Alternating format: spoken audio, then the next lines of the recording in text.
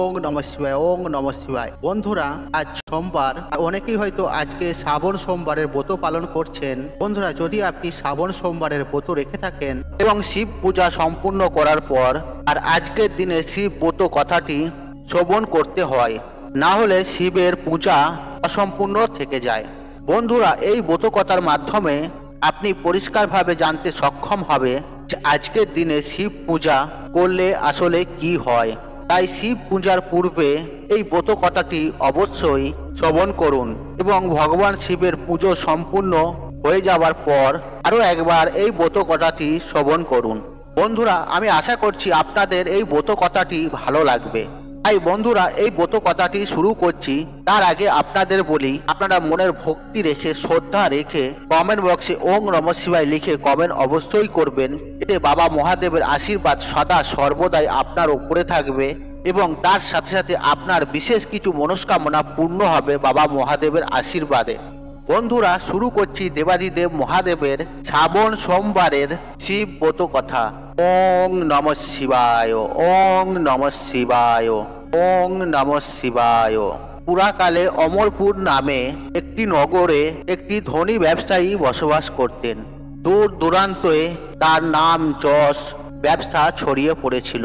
ঐশ্বর্য, যশ, মান, সম্মান সমস্ত কিছু থাকা সত্ত্বেও সেই ব্যবসায়ীটা ছিল একদম দুঃখী মানুষ, কারণ তিনি ছিলেন নিঃসন্তান। দিন রাত তিনি একটি বিষয় চিন্তা করতেন, তার এই বিপুল ঐশ্বর্য, ধন সম্পদ তার মৃত্যুর পর কে দেখভাল করবে। তাই সন্তান লাভের আশায় তিনি সমস্ত কিছুই করতে রাজি ছিলেন।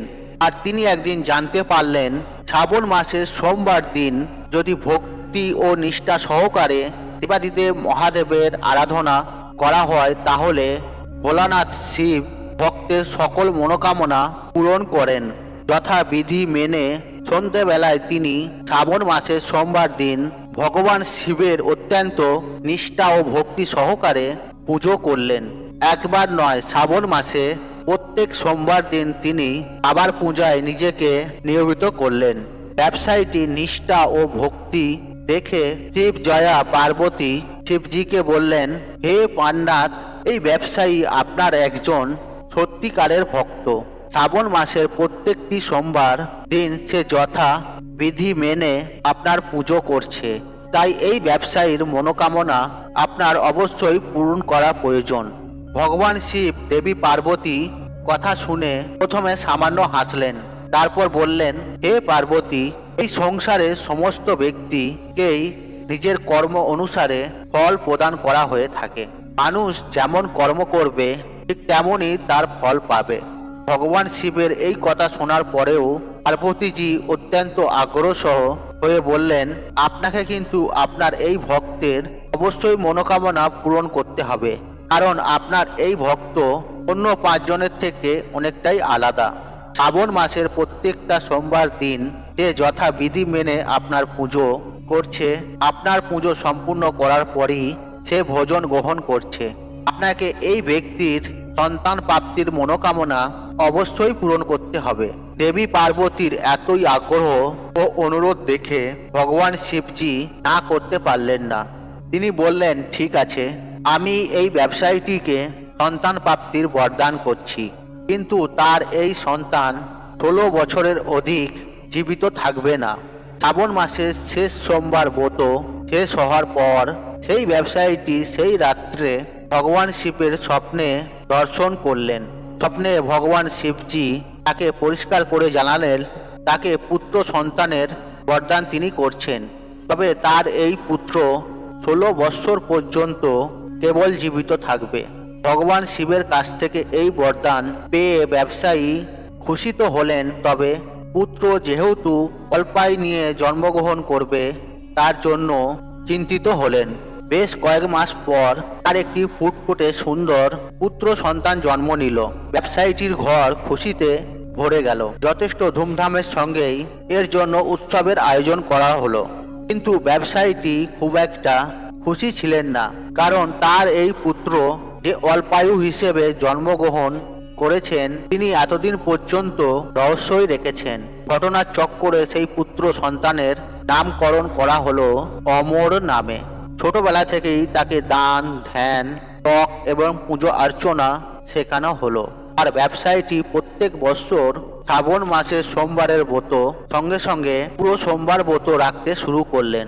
এরপর ব্যবসায়ীটির ছেলে অমরের বয়স যখন 12 বছর হলো, তখন ব্যবসায়ীটি তাকে শিক্ষা প্রদানের উদ্দেশ্যে তার মামার সঙ্গে বারাণসীতে পাঠালেন এবং যাবার সময় বলে দিলেন, যেই স্থানেতে শিব মন্দির দেখতে পাবেন সেখানেই ভগবান শিবের পুজো করবেন এবং ওই স্থানে দিন দুঃখী মানুষ এবং ব্রাহ্মণকে ভোজন করাবেন।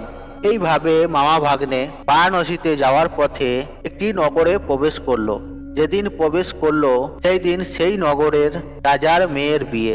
তবে যে রাজার ছেলে মেয়েকে বিয়ে করতে এসেছে সেই রাজার ছেলের এক চোখ ছিল অন্ধ, আর এই বিষয়টি সে গোপন রেখেছিল।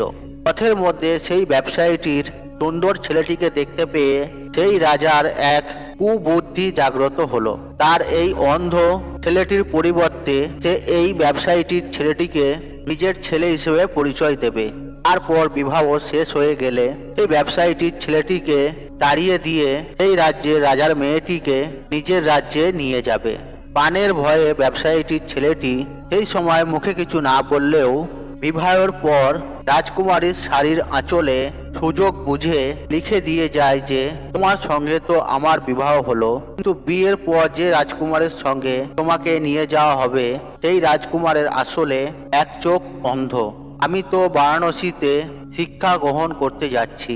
বিবাহ সম্পূর্ণ হওয়ার পর পরের দিন সেই ব্যবসায়ী পুত্রকে তাড়িয়ে দেয়া হয়, কিন্তু রাজকুমারী যেহেতু আসল সত্য জেনে ফেলেছে তাই সে রাজার অন্ধ পুত্রের সঙ্গে যেতে রাজি হয় না। ব্যবসায়ী পুত্র অমরকে নিজের স্বামী মনে করে তার জন্য প্রতিজ্ঞা করতে থাকে। অন্যদিকে অমর এবং তার মামা শেষ পর্যন্ত বারাণসীতে উপস্থিত হন। সেখানে 4 বছর ধরে অমর শিক্ষা গ্রহণ করে। তখন তার 16 বছর পূর্ণ হলো, আর সেই দিনই ভগবান শিবের স্বপ্নদেশ সত্য হয়, অর্থাৎ অমরের মৃত্যু হয়। ছেলের মৃত্যুর সংবাদ পেয়ে সেই ব্যবসায়ী এবং তার স্ত্রী অন্ন গ্রহণ পরিত্যাগ করে। এই ঘটনায় শিব জয়া পার্বতী অত্যন্ত শিবের প্রতি ক্রুদ্ধ হন। তিনি ভগবান শিবের উদ্দেশ্যে বলেন, যে ব্যক্তি আপনার সারা জীবন ধরে নিষ্ঠা ও ভক্তি সহকারে পুজো করলো, যার পুত্র একইভাবে আপনাকে পুজো করে আসছে, তার প্রতি এইরূপ বিরূপ হলেন কিভাবে? ভগবান শিবজি বললেন, এ তো বিধির বিধান, যা হওয়ার তা হবেই। এই কথায় পার্বতীজি আরও ক্রুদ্ধ হলেন। তিনি বললেন, তাহলে কি ভক্তির কোনো অর্থ নেই? এরপর থেকে তো কোনো ব্যক্তি আর ভক্তির প্রতি বিশ্বাস রাখবে না। ভগবান শিবজি দেবী পার্বতী এই রূপ আগ্রহ দেখে শেষ পর্যন্ত সেই ব্যবসায়ীর পুত্র অমরকে জীবিত করলেন। ব্যবসায়ীর পুত্র অমর শিক্ষা সমাপ্ত হওয়ার পর যখন নিজের বাড়ি ফিরতে শুরু করলেন, সেই সময় পথের মধ্যে প্রতীক্ষারত রাজকুমারী এবং রাজার বিপুল ধন সম্পদ নিয়ে নিজের নগরে প্রবেশ করলেন। ভগবান শিবজি সেই ব্যবসায়ীটিকে আবার স্বপ্নে দেখা দিলেন এবং দেখা দিয়ে বললেন, তোমার ভক্তি ও নিষ্ঠায় আমি অত্যন্ত প্রসন্ন হয়েছি, তাই বিধাতার বিধির লেখন শেষ পর্যন্ত আমাকে বদলাতে হয়েছে। তোমার মতনই এইরূপ কোনো ব্যক্তি যদি আমার প্রতি পূর্ণ বিশ্বাস রেখে নিষ্ঠা ও ভক্তি সহকারে শ্রাবণ সোমবারের ব্রত রাখে, ব্রত সমাপ্তির পর শ্রাবণ সোমবারের এই ব্রত কথা শ্রবণ করে, তাহলে নিশ্চিতই তার মনের সমস্ত ইচ্ছা পূরণ হবে। তাই শ্রাবণ মাসের প্রত্যেকটি সোমবার ভগবান শিবের ব্রত রাখার চেষ্টা করুন এবং ব্রত সমাপ্তির পর এই ব্রত কথাটি অবশ্যই শ্রবণ করুন। বন্ধুরা, এর ফলে আপনাদের যাবতীয় মনস্কামনা পূর্ণ হবে স্বয়ং দেবাদিদেব মহাদেবের কৃপা আশীর্বাদে এবং বাবা মহাদেবের সান্নিধ্য লাভ করতে পারবেন। বন্ধুরা, তাই আজকের মতন বিদায় নিলাম। আশা করি ভিডিওটি দেখে উপকৃত হয়েছেন। তবে ভিডিওতে একটি লাইক করুন, একটি কমেন্ট করুন, একটি শেয়ার করুন এবং বন্ধুবান্ধব আত্মীয়জনদের সাথে শেয়ার অবশ্যই করুন। মনে রাখবেন, আপনার একটি শেয়ার অনেক মানুষকে উপকৃত করে তুলতে পারে। আর আপনি যদি আমার চ্যানেলে নতুন হয়ে থাকেন তাহলে চ্যানেলটি অবশ্যই সাবস্ক্রাইব করুন এবং পাশে থাকা নোটিফিকেশন অন রাখুন, কারণ এই রূপ নিত্য নতুন ভিডিও সবার আগে দেখার জন্য। ঈশ্বর আপনার মঙ্গল করুক, আপনি সুস্থ থাকুন, নিরোগ থাকুন ও আপনার দিন মঙ্গলময় হোক। ওং নমঃ শিবায়, ওং নমঃ শিবায়, ওং নমঃ শিবায়।